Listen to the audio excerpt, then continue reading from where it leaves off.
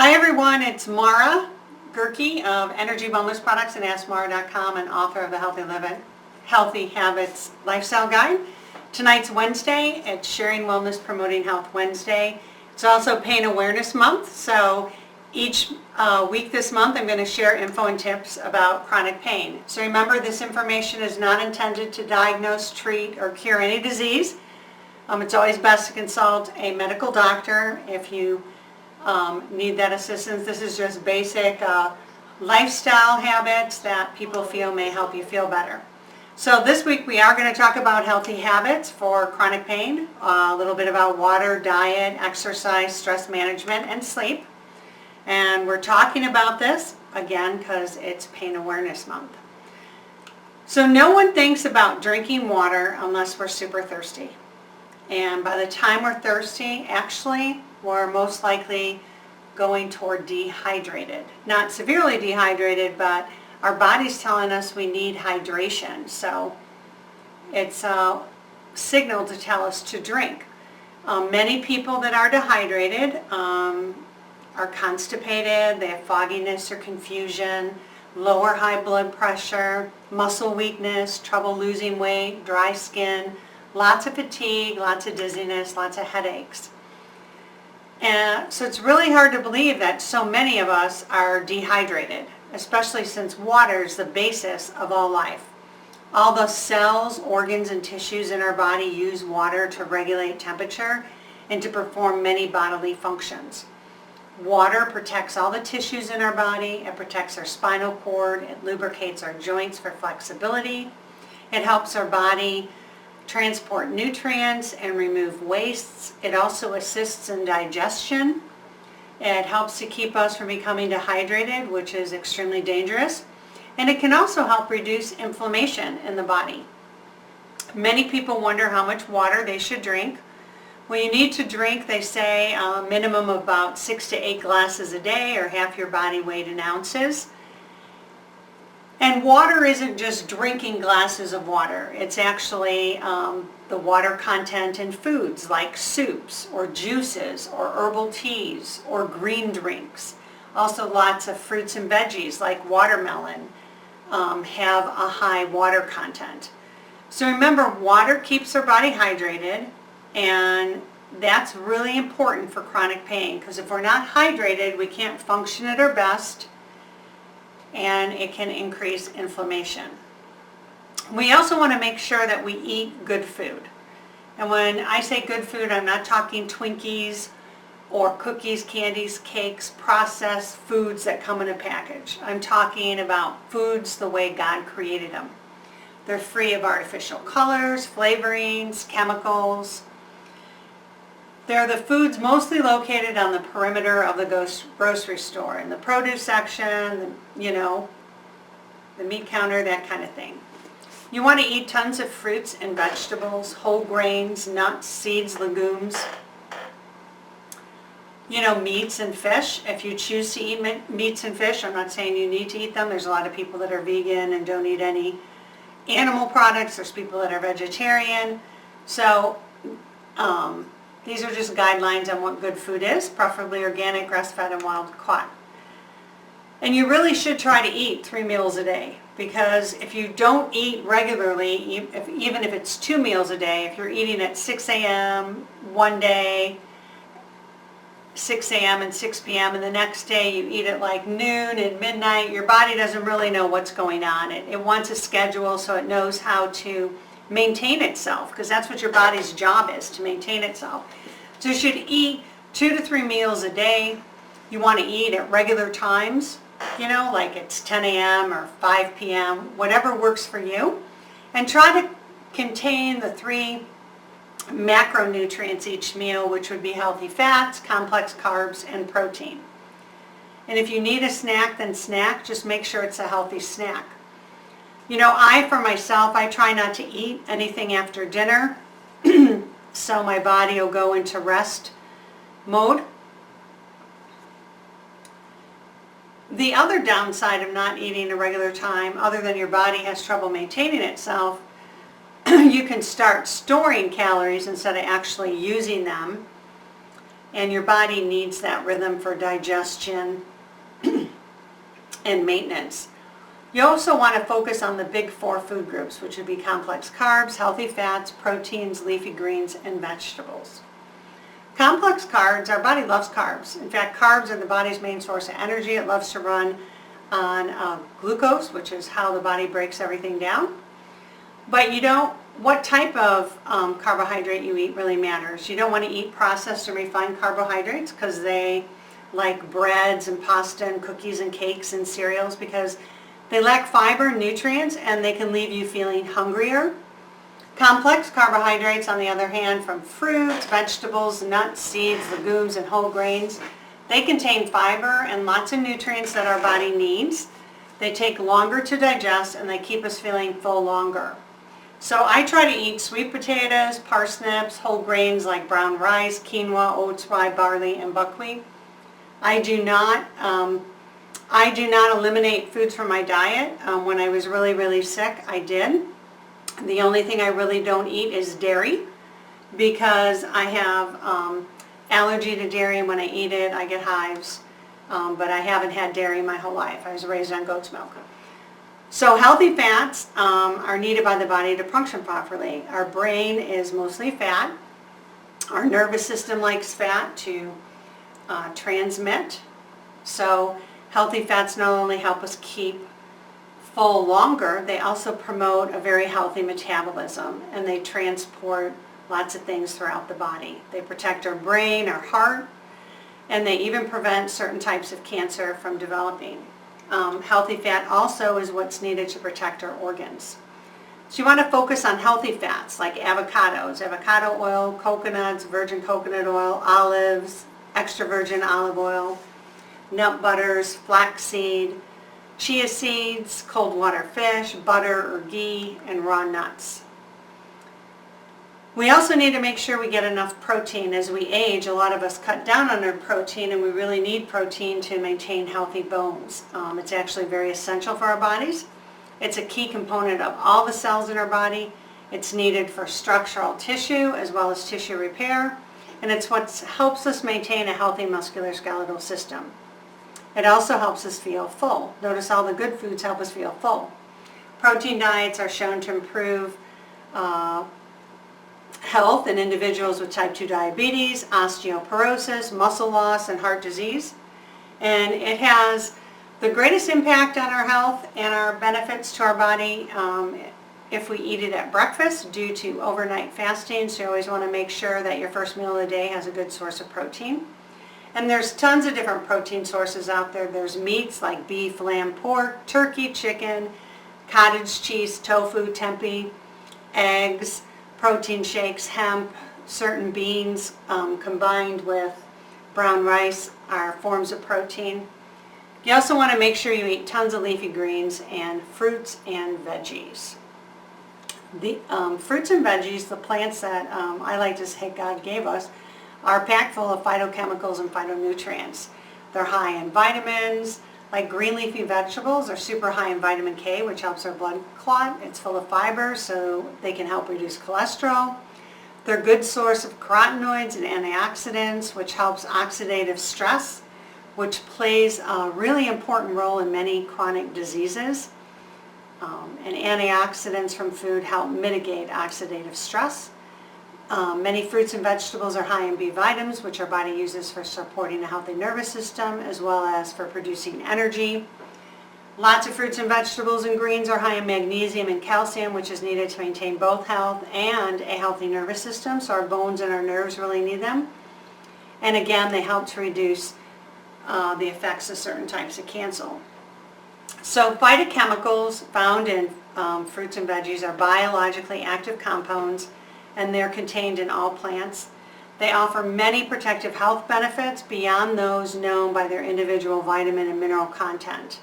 They also offer very anti-inflammatory and antioxidant benefits, which promote overall good health and help the body eliminate the free radicals and the bad stuff. Research studies show that plant polyphenols have strong antioxidant, antibacterial, and anti-aging effects. So you really want to eat a variety of food. Now, I'm not going to talk about certain diets because especially when we're in pain, a lot of people, you know, with autoimmune or pain or chronic disease are it's recommended to go on elimination diets, and it is. If you're really sick, you may want to consider eliminating dairy, gluten, and sugar. But that's a personal decision that each of you will have to make. Many people, you know, through the pain support group and people that I know have done elimination diets. Like I myself don't do dairy. Another woman in the group really has cut out all gluten. Another woman doesn't eat any sugar, and we've all feel better doing the diets that we're doing. So I think what's more important is to make healthy food choices. For me, when I was switching my diet, because you know my diet 15, 20 years ago wasn't really good, you know. I was drinking diet soda and, you know, eating fast food like most Americans.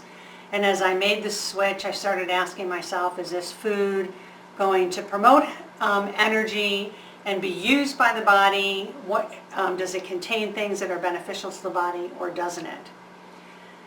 So Dr. Joel Fuhrman, who's written many books, Eat to Live, The Last Diet, focuses a lot on chronic disease, says fasting and natural diet should be the first treatment when someone discovers that he or she has a medical problem. And I know when I was first diagnosed back in 1994, I know nowadays it probably is more, not a lot of people talked about diet. I kind of went more holistic route on my own because when I was making that journey in the early 2000s, it wasn't as mainstream as it is now. And as Hippocrates always said, let food be your medicine and medicine be your food. There's a lot of benefits from drinking herbal teas and eating healthy. The other thing that we really need to focus on is exercise, and that is really, really hard when you don't feel well. I know back in the first couple years of my diagnosis, I was on a cane, I was running wheelchairs. Moving was really, it was just plain exhausting. But what I didn't realize back then, which I realize now, is that when we don't move due to pain or injuries, we actually become weaker from not using our body. And not only do our muscles weaken, but everything that supports the area we're not using, like ligaments, tendons, bones, nerves, also weaken. And when this happens, it can create us to become way less mobile, and it seriously impacts the quality of our life and our health. And the longer we don't use the muscle, atrophy sets in and neuropathies can set in. The other side of that is when we don't use the body, it becomes harder to move, reducing flexibility, and in the long run actually increases our pain. Also, the other extremities tend to become overworked, and that's kind of what happened with me. My left leg was atrophying, and my right leg was really taking the beating and the work and the use compensating. And then when you overuse an area, that can create further overuse injuries. So the goal with managing a chronic pain is to maintain a healthy weight and stay active. Staying active also reduces your risk of developing cardiovascular disease, obesity, type 2 diabetes, and certain types of cancer. It overall strengthens our bones and muscles and keeps our nervous system healthier. It improves our mental health and our mood because of all the endorphins staying active works. It also promotes longevity, and it maintains a healthy lymphatic system. Studies have actually shown that those who exercise feel better, are less stressed, and have a reduction in overall pain, especially pain associated with back pain, arthritis, and fibromyalgia. And I know CRPS RSD is a lot different. It's very complicated, and it has a myriad of effects with circulation, bone, muscles, nerves. But really focus on what you can do and what's safe for you to do. So for me, I got to a point where I was feeling bad sitting around, and I just wasn't going to sit around if I was going to feel bad sitting there. So I had to move. And for me, it was personally finding out what movements were safe to do and then getting enough motivation to do them.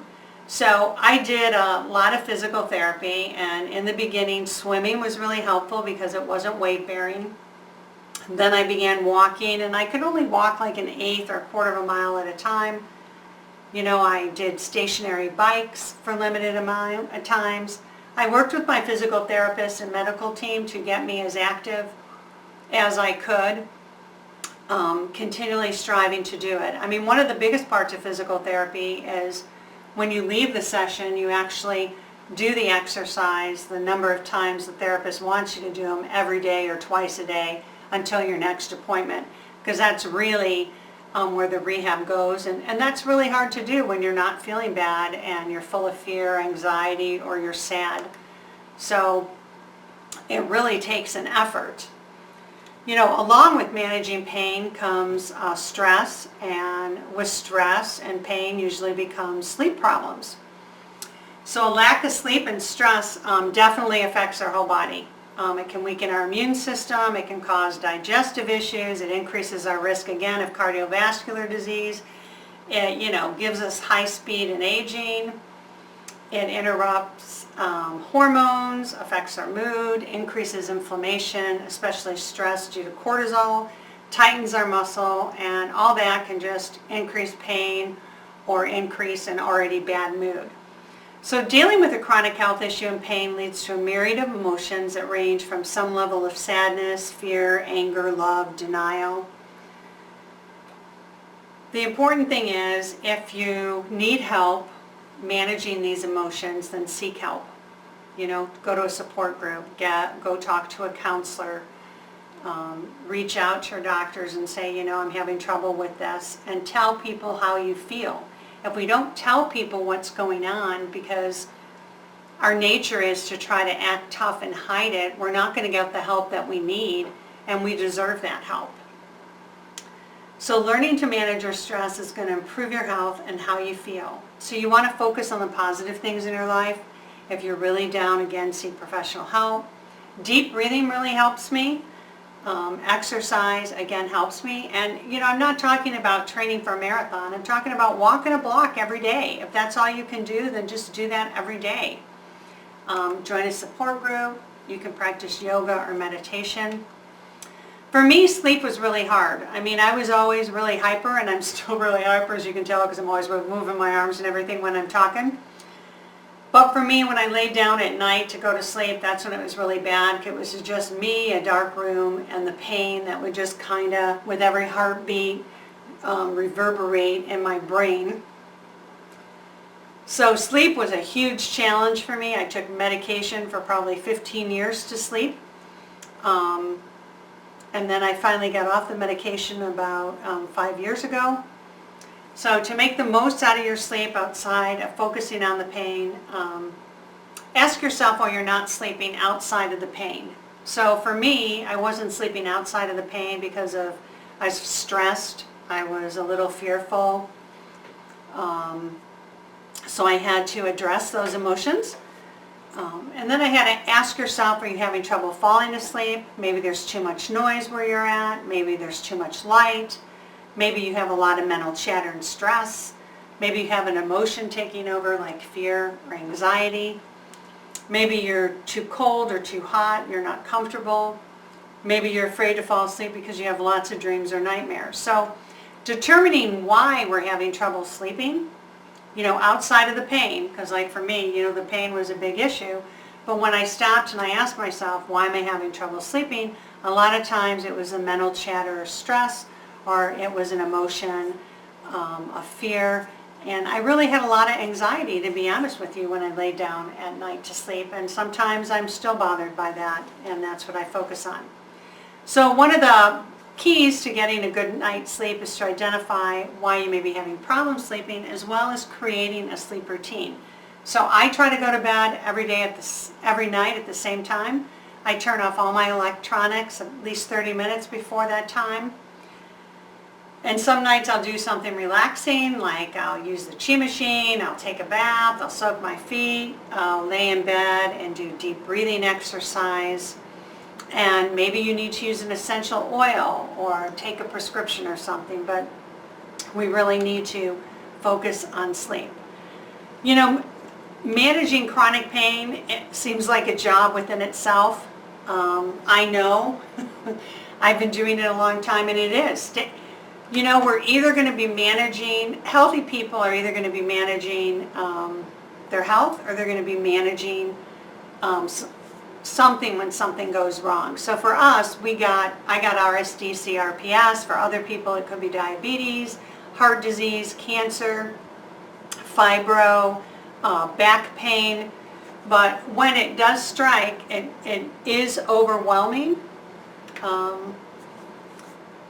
But if you focus on little things at a time, instead of cleaning out the whole garage, which is like packed full of boxes, I mean, picture it, it's packed full of boxes from the floor to the ceiling, and someone says you have to clean that, it's overwhelming. It's like, oh my gosh, where do I even start? And then if you just pick a little section and you start there and you do something and you focus on drinking water, or you focus on eating more vegetables, or you focus on, okay, maybe that lady's right, I do need to move.